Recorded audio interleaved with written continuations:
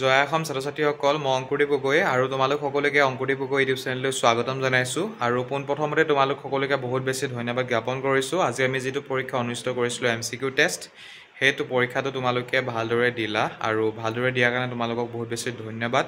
আশা কৰিম তোমালোকে এনেদৰে সহায় সহযোগিতা ভৱিষ্যতেও জনাই যাবা আৰু ক'ব বিচাৰিছোঁ এই পৰীক্ষাটো আমি সফলভাৱে অনুষ্ঠিত কৰিবৰ কাৰণে মোক বা আমাক সহায় কৰিছে ইলিছা দাসে।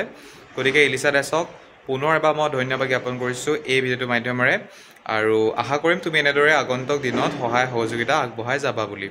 আৰু বৰ্তমান সময়ত জনাব বিচাৰিছোঁ সকলোকে যে আমাৰ এই যিটো পৰীক্ষা আমি অনুষ্ঠিত কৰিলোঁ, এই পৰীক্ষাটো ক্লাছ 9, 10, 11, 12 ছাত্ৰ ছাত্ৰীসকলৰ কাৰণে অনুষ্ঠিত কৰিছিলোঁ আৰু প্ৰায় প্ৰত্যেকখন জিলাৰ ছাত্ৰ ছাত্ৰীয়ে পৰীক্ষাটো দিছে।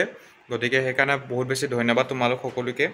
আৰু ক'ব বিচাৰিছোঁ এনেধৰণৰ এক্সাম আমি ভৱিষ্যতেও পাতিম, নেক্সট ছানডেও আমি পাতিম। গতিকে তোমালোকে নেক্সট ছানডে দিবা আৰু যিসকলে পৰীক্ষাৰ ফলাফল ইমান বেছি ভাল নহয়, যিসকলে বহুত বেছি কম নম্বৰ পাইছা বা তোমালোকে ভাল এটা মাৰ্কছ পোৱা নাই, চ' তোমালোকে ইমান বেছি চিন্তা নকৰিবা। নেক্সট আমি এক্সাম পাতিম, তাৰ কাৰণে ভালদৰে প্ৰস্তুতি চলাবা আৰু এনাউন্সমেণ্ট অতি সোনকালে কৰিমেই তোমালোকক যে কোনকেইটা লেচন নেক্সট আমি এক্সাম পাতিম, ঠিক আছে। আৰু ছাত্ৰ ছাত্ৰীসকল ইতিমধ্যে কৈছোঁ মোৰ এক্সাম চলি আছে, তাৰ কাৰণে ইমান বেছি মই ভিডিঅ' চিডিঅ' বনাব পৰা নাই।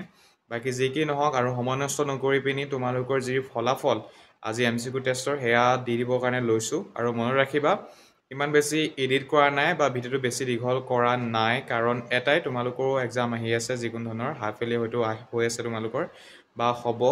গতিকে সেইকাৰণে মই বেছি দীঘল নকৰোঁ ভিডিঅ'টো।